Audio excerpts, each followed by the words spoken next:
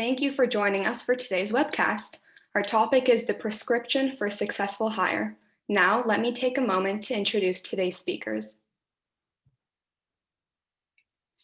Greg Leskew is a Senior Vice President in Talent and Leadership Development, and he leads our coaching practice in Canada.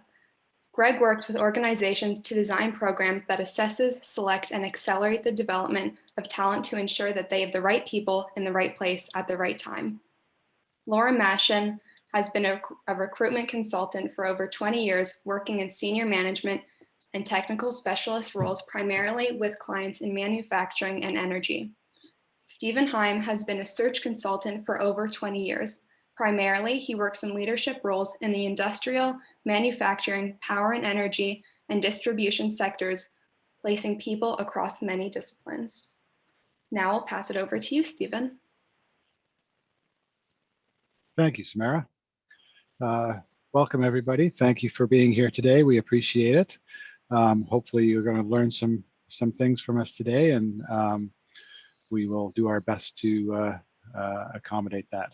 Have you ever considered the cost of a bad hiring decision? You know, there are some hard costs along the way that we can measure. You know, what did it cost us to advertise and post a position?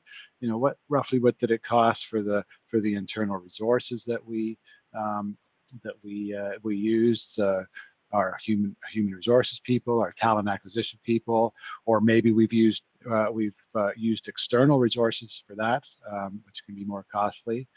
You know, these types, and you know, maybe we've done assessments. You know, we're going to talk about assessment later, and those will associate costs as well. And so it can be quite broad on the hard cost. You know, maybe from 1,000 to 40,000, maybe more, depending on what kind of a search you're doing. If you're doing an executive search, it can be higher than that.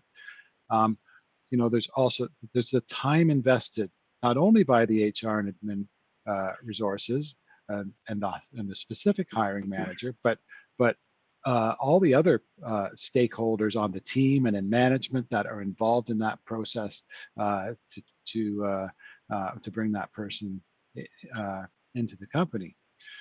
These costs are hidden, but nevertheless, they are times where they couldn't be allocated to other duties, and so they are definitely a cost of the hire. Then harder to evaluate. You know, we might have had another hexagon bullet at the top for this, but what is the impact of the position on the organization? Is it a revenue generating role? Is it a product delivery role? Does it affect customer service? So is it sales or customer or production oriented? And if the job's not getting done, or it's not getting done effectively, there's an impact on the organization and an associated cost in lost revenue or other financial indicators. Customer dissatisfaction can be really affect things if you know, if it costs you a customer at the worst case, and also the compounding effect on morale and productivity of the affected team members. So you know, if you roll out all those costs, you'll see that it can be quite significant. Over to you, Laura. Yeah, great point, Stephen. And really, I mean, as soon as it becomes clear that a new hire has gaps or is unhappy, it does start to affect others in the group. They start to question the hiring process. Was it right? Was it appropriate? Who made the decision to hire that person? And that can lead to questioning the whole leadership team on a larger scale, which can result in an erosion of confidence in the organization as a whole. You know, people start to think, well, if we can't do this, what else can't we do? It has a more dramatic effect on top performers. They're carrying a heavier load while the search is on for the new person, and they continue to carry that load while the new person is getting up to speed. If that new team member flames out, then that extra work goes on, and this is a prime setup for burnout. The folks that are doing the extra tasks feel less appreciated and sometimes feel taken for granted. And these factors definitely lead to lower engagement. If your team is exhausted and feeling underappreciated, they will not react well to a new project or assignment. Imagine a VP of sales makes a grand announcement about a brand new program with a new client, meet a whole new revenue stream, and then that announcement is met with a shrug and a sigh from the engineering team. It's exactly what you don't want to have happen. Could we move to the next slide, please? Yes, thanks, Laura. So you hear there's a lot of like direct costs, but also indirect costs when it comes to making a hiring decision and the cost of a bad hire. I want to talk to you a little bit about some of the science behind hiring and the things you might not be aware of. I think the first one is that unstructured interviews have basically the same predictive power as a coin flip. And by unstructured interviews, what I mean is it's more of a fireside chat. There's inconsistencies across interviewers, or there's not like a success profile that is used as the basis for the questions. So again, when you think about some of those costs that Stephen and Laura talked about earlier, and you think 50%, I mean, it's a pretty big risk if you're not doing it in a structured way. And we're going to talk a little bit about what that means. So structured interviews are one of the best predictors of future performance. And really what that is if you're asking behavior-based questions that sound a little bit like, tell me about a time when you had to deliver a tough message to a direct report. What was the situation? What approach did you take? And what was the end result? Something like that, where you're trying to elicit information and get that back from a person so you can weigh it against a set criteria. That's more of a structured approach, and it definitely elevates your chances of making a good hire. Also, using a structured selection process that uses objective data tends to reduce the risk of biases coming into play, especially when you're using multiple data points. So I'm asked a lot about how much science or art goes into a hiring process, and to what degree would you have each? And the answer is you should be trying to have it as much science as possible, kind of into the 95% range. And there is a little bit of room for instinct or gut, but the issue is unconscious bias will tend to leach its way into your process and into your decision making if you don't have objective data on which to base your decision.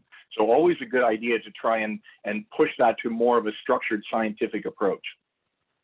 And finally, it's better to use a combination of assessment techniques than any one single technique, which could mean if you go all in on just doing interviews, adding one extra assessment data instrument or technique can drastically improve the information that you're getting back. So it's always best to think about having a well-rounded grouping of assessments as opposed to going with one particular way.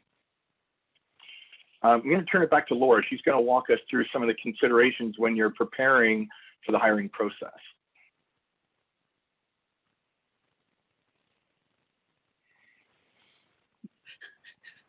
I'm not sure these are exactly the kinds of assessment that Greg has in mind. Perhaps we'll move on to the next slide, please. Okay, so imagine it's 4 p.m. on a Thursday afternoon and there is a knock at your door or an unexpected Zoom doorbell rings, and you look up and it's your engineering manager, and she has a kind of hesitant look on her face. She tells you that she is resigning to move on to another opportunity. You are gobsmacked, but you muster your inner graciousness and you wish her well. You plan to meet in the morning to discuss the transition. And when she leaves, you immediately pound out an email to HR, post the job now, I want to see candidates next week. But wait, as tempting as this is, there are steps to take first if you really want this to be a successful hire.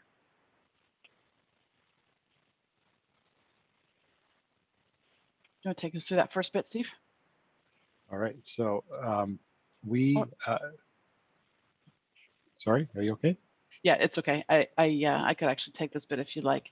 Okay. All right. The first step really is to engage your stakeholder community. Look at all of the people around the role. Have conversations with them about their take on the role and what does this person leaving mean for a gap, work with HR to confirm additional details of the job, and take a look really to get a handle on what is that job today, as opposed to when that person was hired, keeping in mind the future parts of the company as well. And Steve, now I'll turn that over to you. All right, so we'll go into a little bit more detail on the next slide, but the things that you need to consider are, key thing is is a sufficient slate of candidates going to come from? We can post an ad. Will it produce enough qualified and attractive candidates? Do you have good sources of referrals, and how do you tap into those? Particularly, you want to be looking for some of those sources when you're doing those stakeholder engagements, the people that kind of know where these people should be. And how many candidates is it necessary so that you can consider it to have been a thorough search? You might look at the last 2 or 3 strong hires that you've made. Where did they come from, and what was what was the personality and the background that enabled them to contribute so well? And conversely, what additions have not been so successful? These are the really hard contributions that those key folks around the team will know and bring to the process. And then, of course, as Greg has mentioned already, we have to do a well-planned interview process. Who will the interviewers be? When will they happen? How many of them will happen? Where will they be? We want to develop questioning that reveals depth in the critical success areas, and multiple interviewers provide us the opportunity to ask questions in maybe not exactly the same, but similar ways, so that you can uncover various pieces of different levels of insight. Greg, you want to take it from there? Yeah, for sure. And let's say, after doing these interviews, you've funneled your candidate pool down to 2 or maybe 3 people. It's usually a good time, especially with positions that are more mission critical or more senior positions, is to do some form of assessment towards the end, because ideally you'll be left with 2 or 3 viable candidates. And then it comes down to the nuances. You want to say, what's this person going to be like under stress? How are they going to show up on the job? When people are in the hiring process, they're often at their best. They're very polished. They've got tons of information at their fingertips. They might have had interviewing skills workshops. They've been practicing their talk track, all those kind of things. So you can use assessments to try and cut through some of that and get really to the unvarnished truth. What's a person really going to be like when they come onto the role? So we'll look at it a little bit later when we get into the assessment side of things. First, I'll turn it back to Stephen and Laura, who are going to walk you through a stakeholder review on the next slide. All right. So the first thing, we want to define what the business or production or problem or situation that you're trying to resolve with this hire. And I always like to ask clients, imagine it's a year out from the hire. You are absolutely delighted with the results. What has the person accomplished, and kind of at what timeframes over that year? So that really can set you up for the things that you need. Consider who's on their team, what leadership is required, what skills are missing in the group, and what are the challenges that need to be addressed. What does the culture of that team look like? What's the pace? What are the levels of collaboration, the makeup of the team, the relationships? What are the reporting structures? What are the things that around all these issues, these items that it will take for the person to fit in? And what other internal and external groups do they work with? How is the team viewed by other groups and teams within the company, and by the leadership? What relationships are critical to the success of the organization? And if you're replacing or backfilling a role, What's the previous person leaving behind that is good and not so good? Consider those things, that because it will inform the objectives of your new hire. Laura? Yeah, those are great points, Stephen. Yeah. And the next step is to take a hard look at the job description. So often we use the same template over and over again without actually looking at what it says. Some of the things we'd suggest would be to send it to people around the role, a peer, a team member, a senior leader, or better yet, make some time to actually discuss the role. You often get a much more accurate feedback in an actual conversation rather than an email. People are also less likely to procrastinate if you actually can have either a video or a sit-down chat to kind of look at the role. You also, if you meet with someone on video or in person, you'll get to see their eyes roll if there are things really amiss with the job description, if it's really not up to snuff. And really what you want to look at are, does the job description accurately describe the day-to-day tasks? Does it also lay out the longer term goals of the role? And does it talk about where the role fits within the organization? This really is a bit of a measure twice, cut once. You really want to gather as much information as you can. You want clarity and confirmation on all of these points before you interview a single person. Even if you're interviewing internal candidates, you want to be sure that what you're presenting is accurate. And so in confirming those skills and competencies, we want to make sure we've considered the critical success factors that the person, the new person, the new hire must possess now for them to be able to hit the ground running. And as you look down the list of things you're looking for, what's the most important? What's the second most important, and so on and so forth, and why? What are the education and other credentials that are really necessary for the role? Has that changed over time? And what can't you live without, and what can be learned over time? The perfect person is never out there, and we need to make sure that we're hitting the things that are critical. We want to confirm these skills and competencies based on our stakeholder reviews, all the people that have had input. Let's make sure that we're looking at these and building it based on the evaluation of the re-established or refreshed priorities. And are they reasonable? Are they realistic?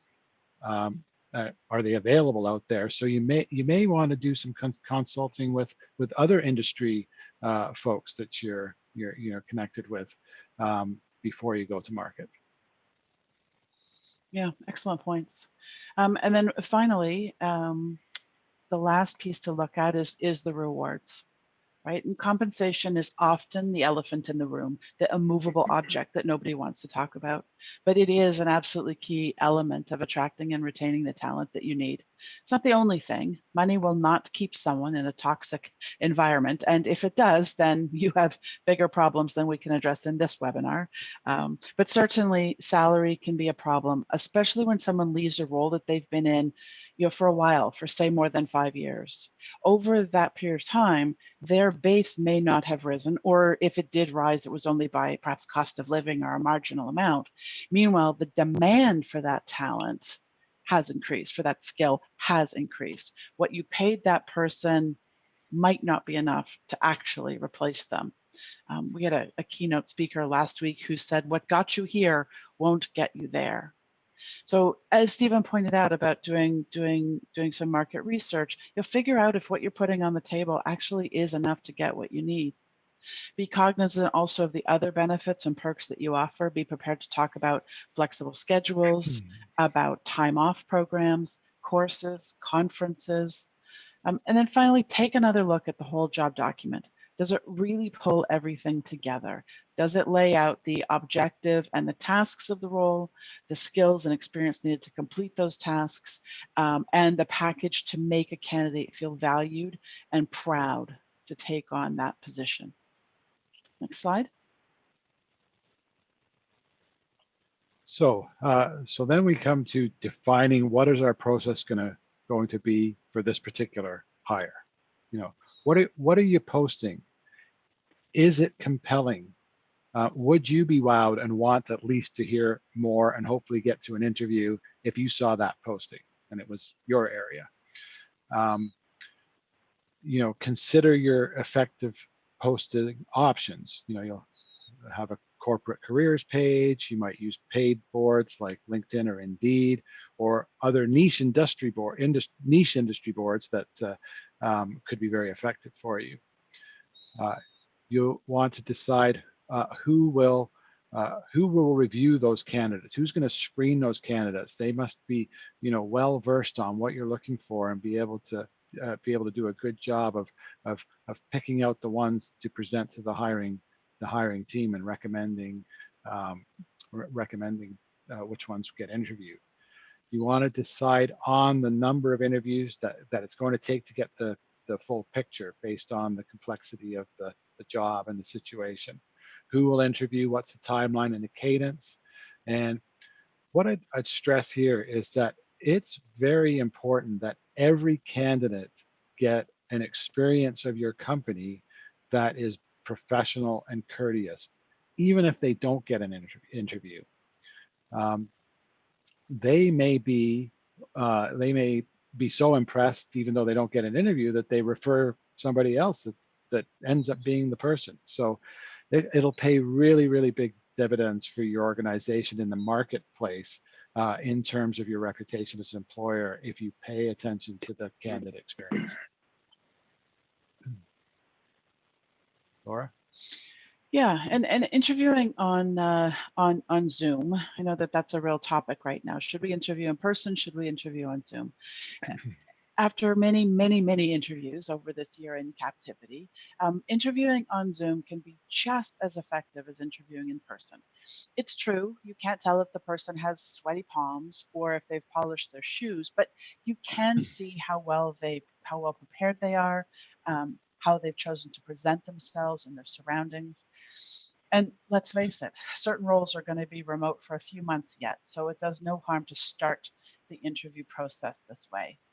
My clients will usually do a first and second round interview on Zoom or video, and then invite the final one or two candidates to the site to have a safely distanced meeting and a tour and sort of close the loop up that way. When you're thinking about questions that are going to be make up your interviews, lay out a reasonable number of questions for the allotted time. Make sure that they're consistent across the candidates. Have a blend of short and long answer questions. Try not to have too many questions that require a lot of stage setting.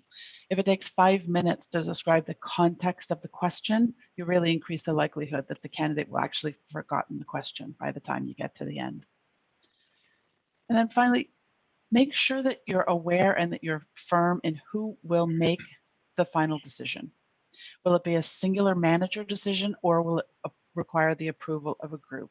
And this is important because if it's going to require the approval of a group, then you need to get time set aside early. If more than one person will be involved in a decision, they will need to meet 1 or 2 times to actually arrive at the conclusion of who they're going to hire. And if you've got really good inertia going on in the search, but you have to wait 3 weeks because someone didn't put it in their calendar to make the decision, you really start to run the risk of souring the process. So coming back to the very beginning, it really makes sense to do a projected timeline for this search. And lay out all of the steps that you need to consider and get the important dates in people's calendar.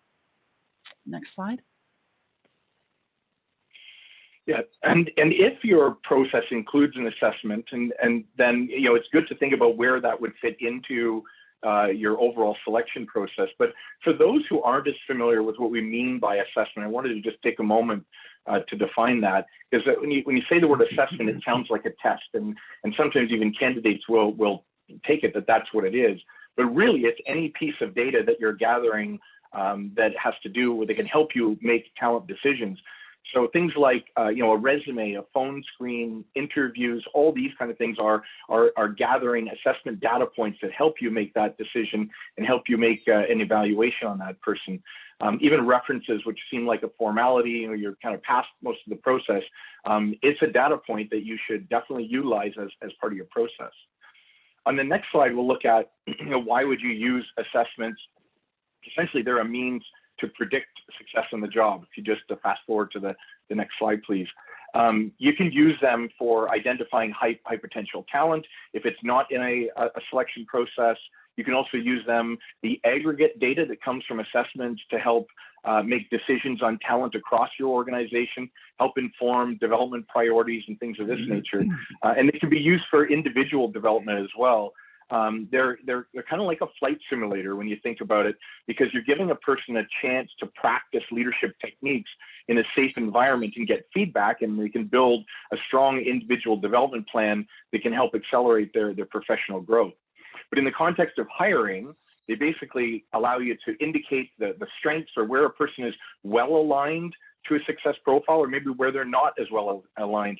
You heard Stephen talk earlier about, you have to know what are those critical things that are like the must-haves for a particular role. If someone is really well aligned with those, but maybe not as well aligned on some things that are more secondary, maybe that's okay. Because like you said, there is no perfect candidate out there, but this helps you to see where you're in alignment and perhaps where you are not. It also helps to highlight any kind of watch-outs or red flags. By watch-outs, I mean something that might be a bit of a development gap, or something that as they come into role will need a little bit more nurturing or some time to kind of get to a point where they're effective. And a red flag would be more something that's like, it might be a showstopper, like something where you say, if the person doesn't have this, maybe this is too far away from our success profile in this way, and it might be more of a higher risk to put them in place, and they might not be well positioned to be effective. In terms of post-hire, it's also a great way, using assessment data, to come up with onboarding recommendations. Because you've got all this data, you can use that to decide where a person can start to develop themselves, and to debrief that person on those recommendations helps with their development planning. Okay, on the next slide, I just wanted to highlight a couple things about assessments, because they have been around for a long time, even dating way back to World War II. And they have been for decades. A lot of assessments have been reviewed for reliability and validity. There are tons of assessments out there, and I think that's one of the keys to look for is, first, how long has it been in place, and what is the reliability and validity of a particular instrument. But just going back to World War II and how they use them, there's a lot of parallels to how they were using them in the past and how organizations are using them nowadays. So first, they help to define the criteria for success. So building a success profile up front, very important. Back in World War II, especially in specialized roles like in paratroopers, they would say, here are the differences between the kind of mass recruits or the general army and what would be required to be a paratrooper, almost like a high potential. So they would define that and put people through simulations to see if they had what it takes to go into those different branches of the military. Same thing goes with in the leadership corps. Before you get into battle, you want to understand who are the leaders that can keep a level head and will have those leadership qualities that will make your successes a little bit more underscored. Those are things like psychological tests and personality tests can help with some of those things, and they were used back in World War II. Other things when it comes to accelerating skill development, and this happens a lot nowadays, where organizations will suddenly realize, wow, we've got a whole bunch of retirements coming up, and we need to accelerate people to get ready to take over from a succession standpoint. And so you can use assessments from a development standpoint to highlight where there might be gaps, and then use that to help accelerate that skill, because you'll be able to do that in a focused way. Okay, so lots of parallels to what's happened in the past. So they have been around for a long time. On the next slide, I'll just highlight one quick area here. So while they've been around for a while and they're prevalent in a lot of organizations, if you look at that middle piece of information, the 55% companies use it, it's still a little bit lighter than one might think, given what assessments can give you and how long they've been in the marketplace. And when you consider the cost of a bad hire that we were describing earlier, again, it's any wonder that it wouldn't be up into the 90% range. So on the next slide, I wanted to highlight the success profile. I mentioned this earlier, is the importance of having a basis on which and criteria that you would use to decide on who you're going to hire, and what your hiring process would look like, and also what your assessment will tap into. And there are four main facets of a success profile. So the first one at the top left here is experience. So really this is the years of experience a person has working in similar situations, because the likelihood of them, if the role is quite similar, the likelihood of their success in one role translating into the other is high. It's always good to understand what experience they're coming in with, or where they might need some more experience. The next one is knowledge, which is really around technical training or professional certifications that are required in the role. These two areas, experience and knowledge, tend to be like the tickets to the show. These are the things that you need to see on a resume. They will get you in the door for an interview. Very, very important part of the overall success profile. The next element is skills or competencies, which is basically the behaviors that a person will showcase and how they will perform in role. If the left side is what they're able to do, how they go about doing it is more on this right side of things.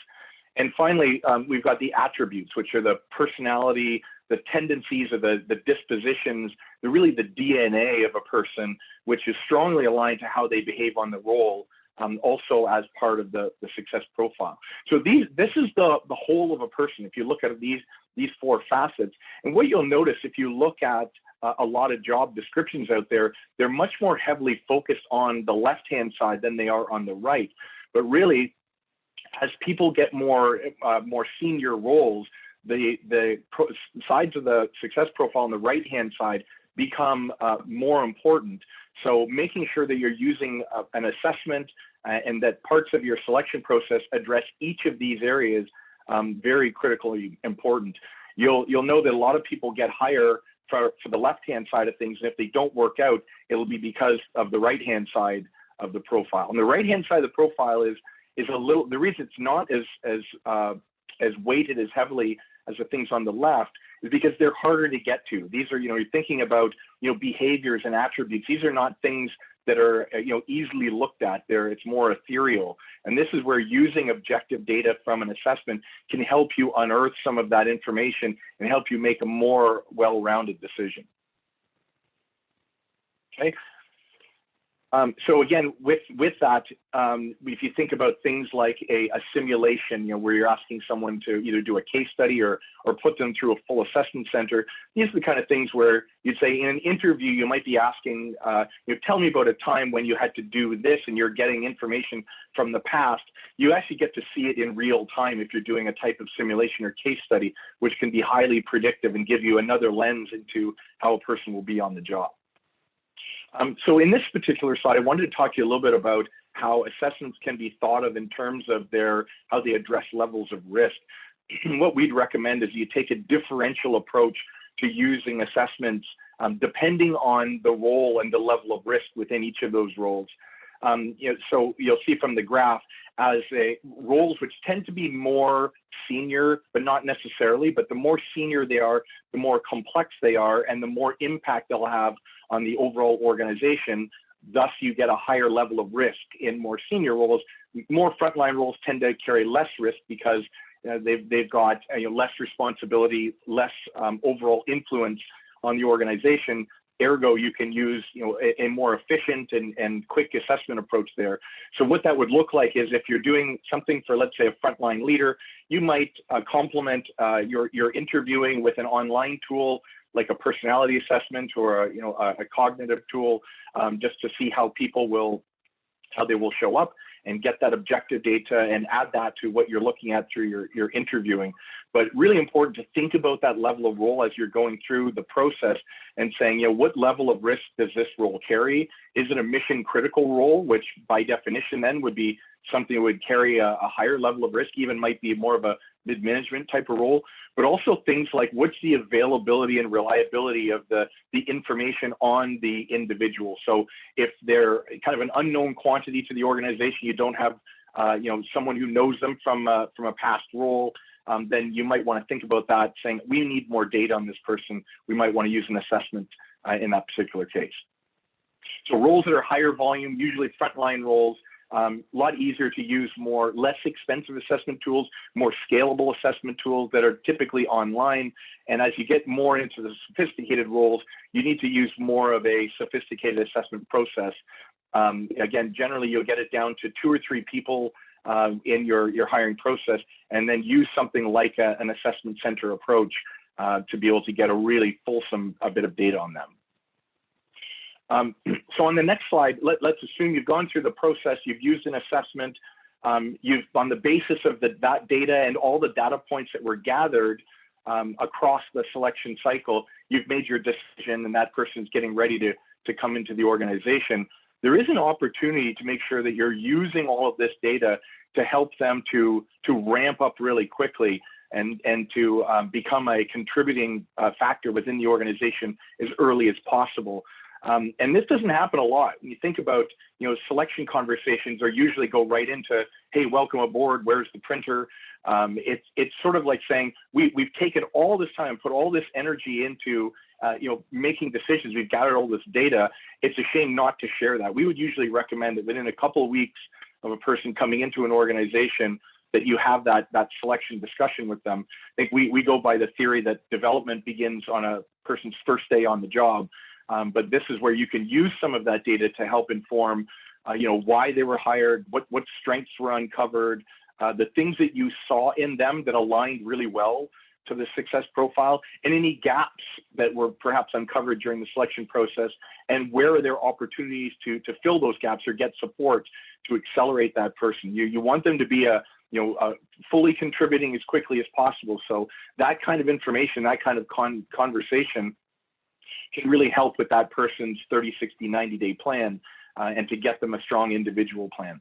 The other things too is that if someone's coming into role and there's not a large opportunity, especially nowadays, we're in a virtual world, it's not like you can kind of walk around and get support and ask questions.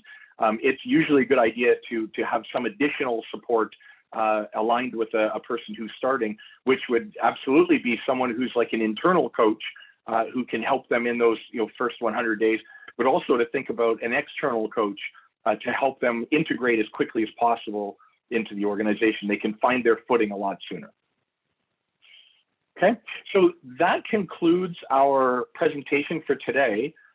We're going to turn things over. I'll turn it over to Laura, and we'll go into the Q&A portion, and we'll read those from the Q&A box. If you have questions, please use that feature to ask some questions. Laura, what do we have in there so far? Let's take one for you, Greg. Are there assessments that you suggest people look into, or types of assessments that are better than others?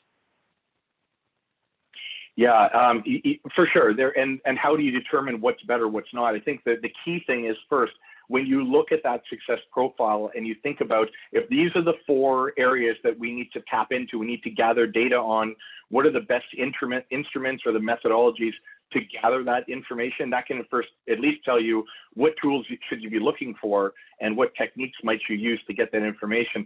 The second is you really want to look for, what's the reliability and what's the validity of any given assessment tool.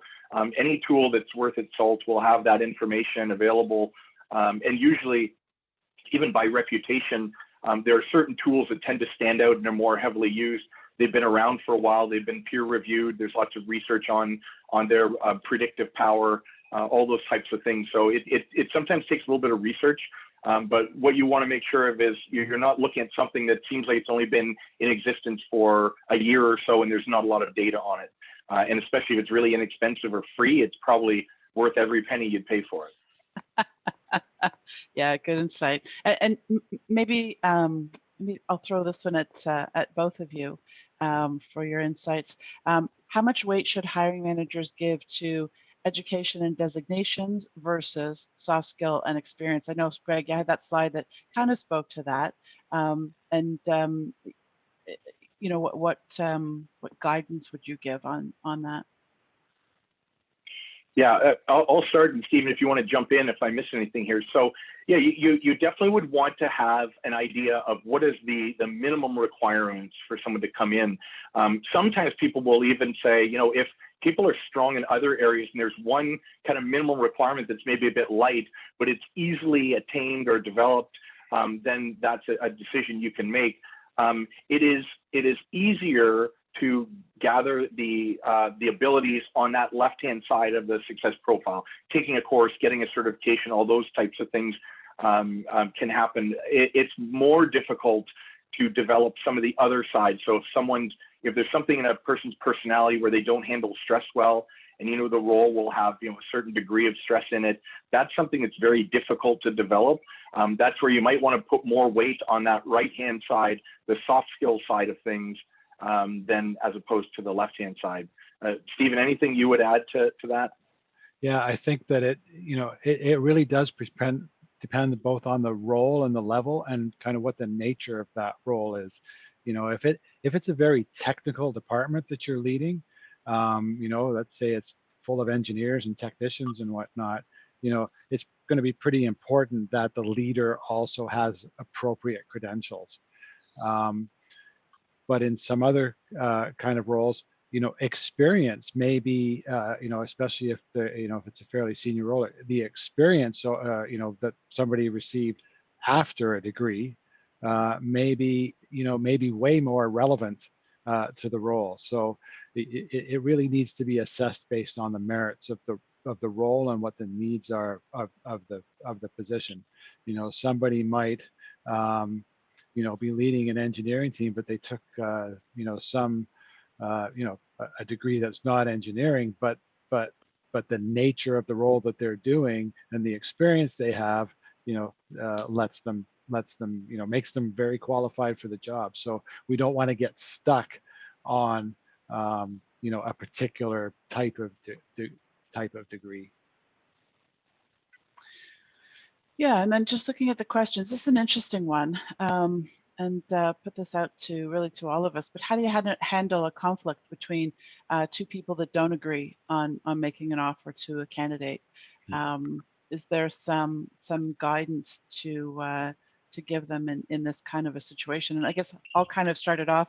That was kind of the impetus for us creating this in the first place, was that making that investment early on in those stakeholder calls and getting alignment on what you're looking for should help to eliminate that. It should make the decision making as you get to the end of the process easier.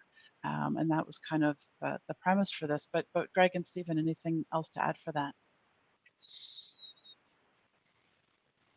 Stephen, go ahead. Yeah, cultures, are hard to speak to, but I think that if you, take the time up front and everybody is, on board that it's important part of the process, and everybody has the opportunity to share their opinions and whatnot.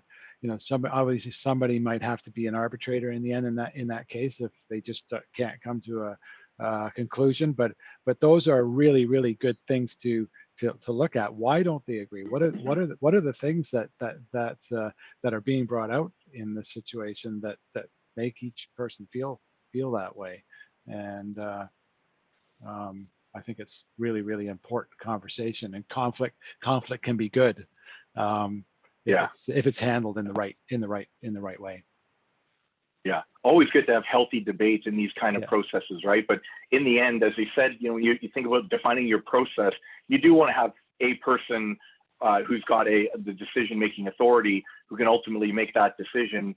But yeah, it is good to just to have that conversation and test your own hypotheses and what you've seen. But also, as I said, using objective data rather than subjective data as you go through the process is a much better way, making sure people are calibrated against what does good look like when we look at this kind of behavior, what does great look like, and having that conversation in advance, and making sure you understand exactly what it is you're looking for. It's less likely that you'll have any conflict that you can't get through. Yeah, excellent. And Greg, maybe if you could talk, we've got a couple of questions around kind of the stuff that we offer at LHH. Can you go through sort of a small end, not small, the price range really, let's be clear, on assessments and what they could look like? We've got some questions from sort of some smaller companies and how accessible this might be for them. Yeah, for sure. Yeah, and you know, if you remember the slide that shows the kind of the risk and assessment type that we'd use, there's also a question there about, you know, where to use assessment. Would you use at the end or the beginning or the middle? And the answer is you could use them across. In some of the examples I showed, we were using like more of an assessment center type of design at the end, which would typically be more for a senior role.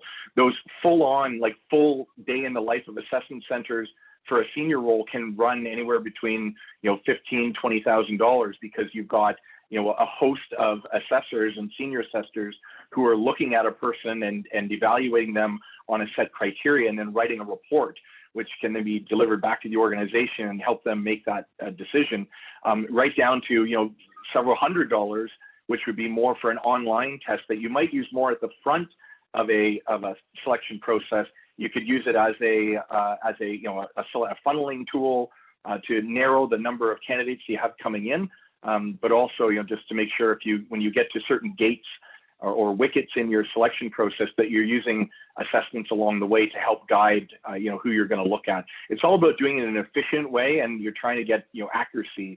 And so you know, it really varies wildly, but it goes from, yeah, several $100s for online type of instruments up to several thousand.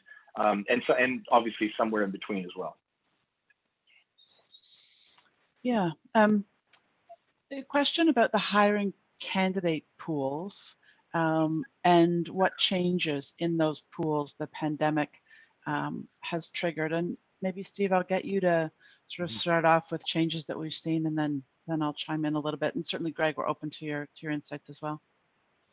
Yeah, you know, it certainly has changed in that and it depends on the sector. It you know, in some cases the candidate pools have become very, very, very large, and that creates its own headaches. You know, especially for, you know, talent acquisition teams, because there's just so many to go through.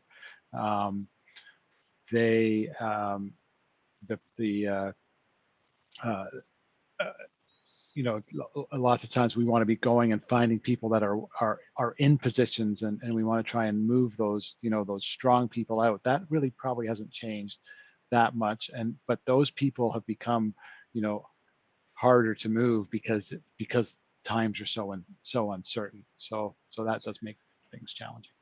Yeah, and I think the other thing, not necessarily about the pools, but about candidates' attitudes towards making moves. I think we've seen a couple of different waves happen where early on in the pandemic, really when nobody knew what was up, nobody would take conversations with us, honestly, because they were just too busy keeping their heads on.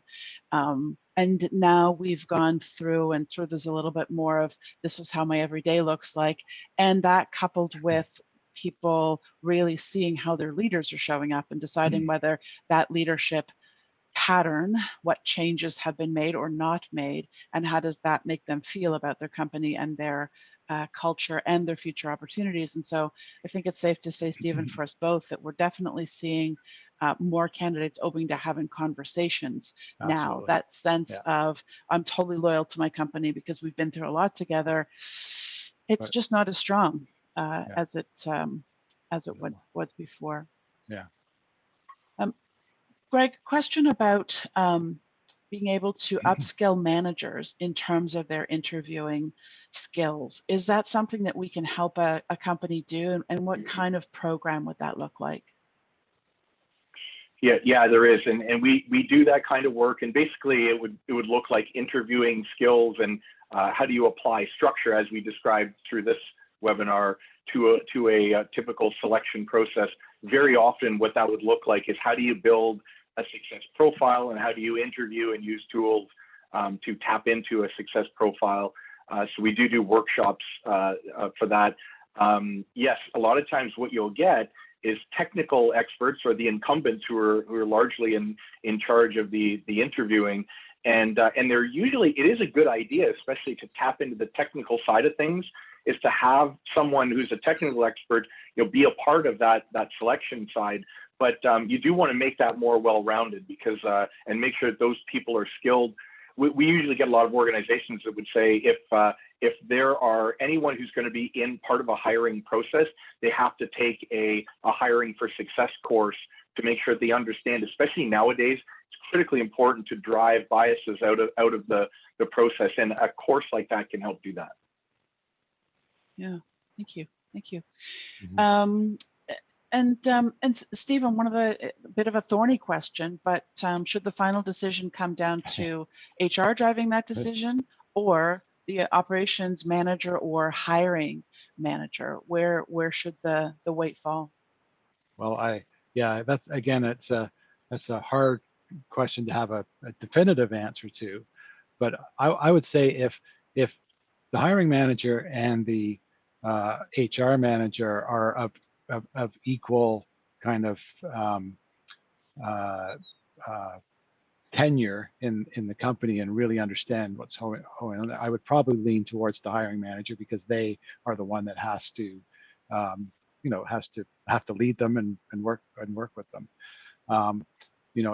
If there's an imbalance there, like maybe the hiring manager themselves are a bit new, then you might want to lean on some of the insight from the human resources manager, because they've seen things along the way that could affect the results. So again, all goes back to a really healthy dialogue and an assessment of the situation up front, where everybody gets to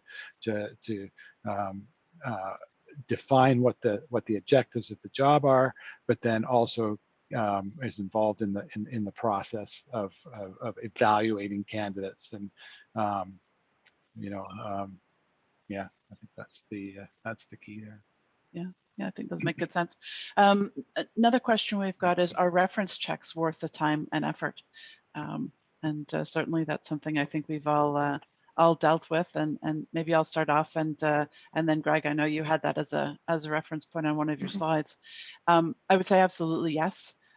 They give you insight into who the candidate is still connected to from their former life and former roles, and sort of indication of how they conduct themselves. But they're also insurance, and you ask the same questions to the same 3 or 4 people, however many people you're referencing. You look for patterns, you look for evidence of the same sorts of consistent answers across what they've said, but also how they line up with how the candidate demonstrated themselves and their experience. And you just never know when someone answers the "why did they leave the company" question with an answer that's very different than what your candidate gave you. And so, yes, they're absolutely worth it. Agreed. Yeah, I agree with that as well. At that point, you're more looking to say, what are we going to need to do to onboard this person, because you're kind of far along the process. But as Laura said, once in a while, information will come to light that will make you question that. So absolutely worth the time and effort. Yeah. Okay, so this is, I think, a question that isn't going to have an answer. But what do we think is HR going to look like as we come out of the pandemic? Will it be work from home? Will everybody still be remote? What do we think that's going to be looking for, particularly for HR? Greg, do you want to sort of lead off with that? I'm sure we all have opinions. Yes. Yeah. So work from home. Well, what I can tell you is the pandemic has pushed the whole remote working or virtual working 5 years ahead of what it would have been. People were already, and organizations were already heading in that direction. It is not likely to rebound back and come fully back to the office. So there's articles and research that would suggest that there will definitely happen, but not to the extent that we had pre-pandemic.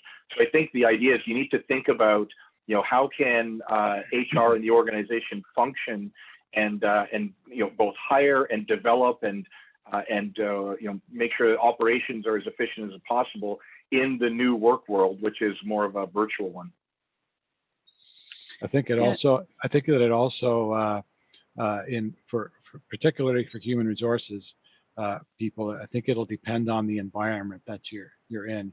If you're human resources in a manufacturing environment where everybody is expected to come to work, they're probably more of a leaning towards having those people in house too. Yeah, and I think ultimately it's going to come down to some kind of hybrid, not 100% remote, not 100% in the office. And I think the other piece is going to be around travel and how much travel comes back, whether we still, will not think twice about sending someone overseas for a single meeting. I think that's also going to be a wrinkle. The upside to that is, and we found this in interviewing, where it might have taken 3 weeks to get the right people in the room to conduct a final interview. Now, in a matter of days, we can get everybody on a Zoom call together to have that panel interview and to conduct it with the same kind of validity as we would before. And I think the flexibility that this offers, I think there really will be some value in that.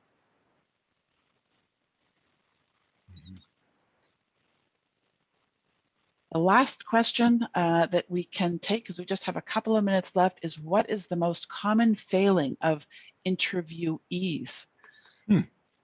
Which is an interesting one because it's not interviewers like we've been talking about, but maybe if each of you want to throw one out. I'd say not being prepared is the number one. Is not doing your homework and showing the hiring team that you know what this is about and that that it excites you. Yeah, Greg? For sure. Yeah, I totally agree with that. I would also add, nowadays, because the workforce is more transient, people have more options. It tends to be more like if you're getting interviewed as a candidate, we're also interviewing the organization to say, is this a place I want to work? But within that, I would say some candidates will either ask way too many questions or not enough. And I think the best practice is, have 3 really good questions, in and around 3 that you want to ask. Things that are really important to you that, usually it's things like the culture and things of that nature, but that is part of the preparation, right? You'd want to have those ready at the end of the interview, but not overdo it, not underdo it. Yeah, and then my final one would be 2, talking too much or too fast. So paying attention to who you're talking to, look for the nods, and then once they've got it, move on, wait for the next question, and to take a deep breath before you answer questions so that you're giving pause and you're pulling yourself together before you launch into some long tirade. Well, thanks everyone for asking such great questions. That really is what makes making it interactive makes it a lot more fun and interesting for us to hear what your concerns are. Absolutely. Thank you. Yeah, thanks for your time today.